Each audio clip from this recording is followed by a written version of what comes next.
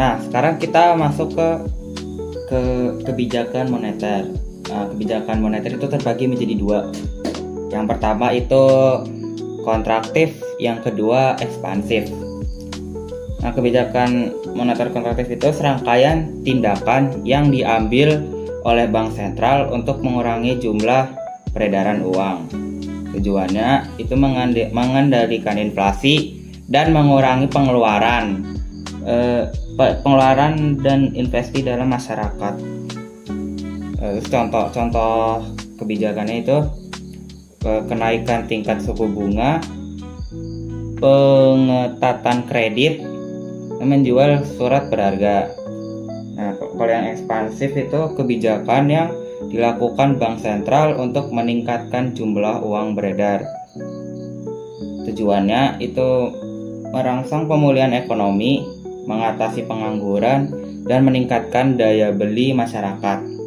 Contoh, menurunkan suku bunga, menurunkan rasio cadangan, membeli surat berharga pemerintah. Nah, jadi kalau kontraktif itu untuk mengurangi jumlah peredaran uang. Kalau ekspansif itu untuk meningkatkan jumlah uang beredar.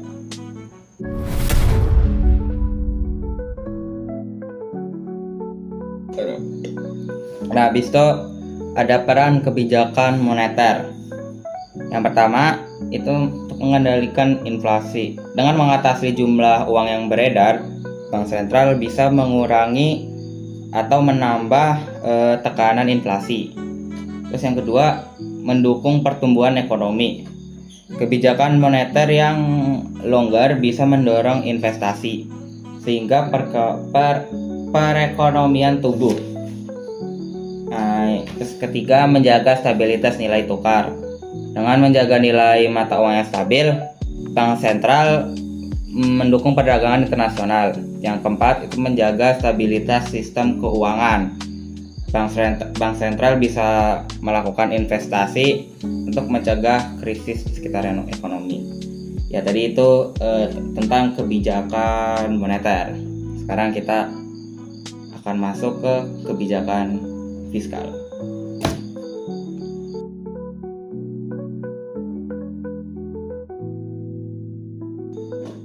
Nah ya, sekarang kebijakan fiskal.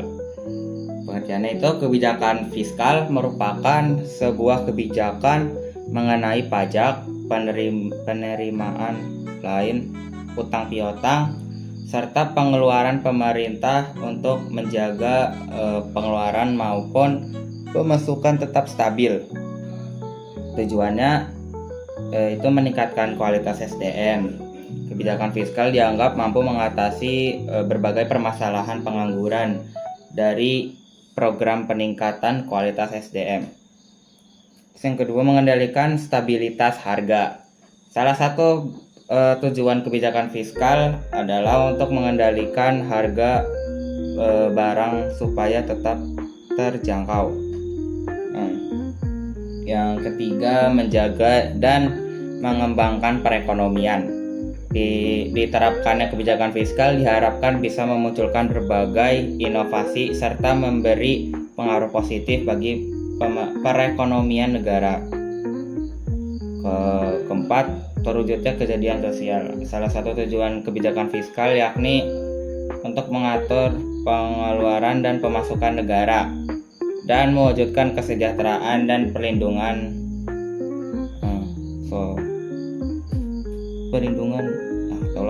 itulah. Yang kelima, mendorong laju investasi.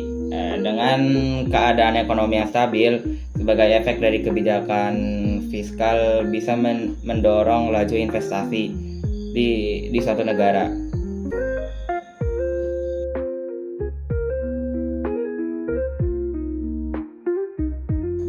Terus selanjutnya itu jenis-jenis kebijakan fiskal.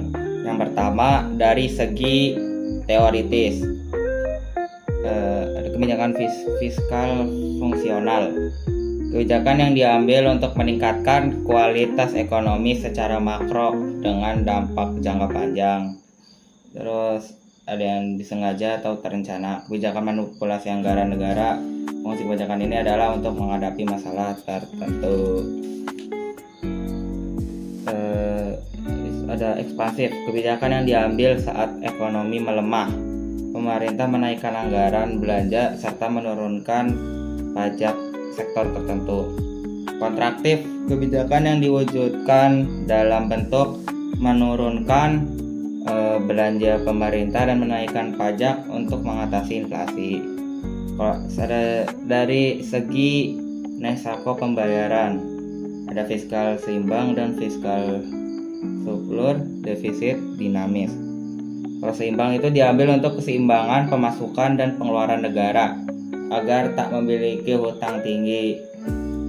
Kalau surplus diambil ketika pemasukan lebih banyak dari pengeluaran untuk menjaga inflasi. Defisit, regulasi untuk mengatasi kekurangan pemasukan dibanding dengan pengeluaran. Dinamis diambil saat negara membutuhkan di waktu tak terduga.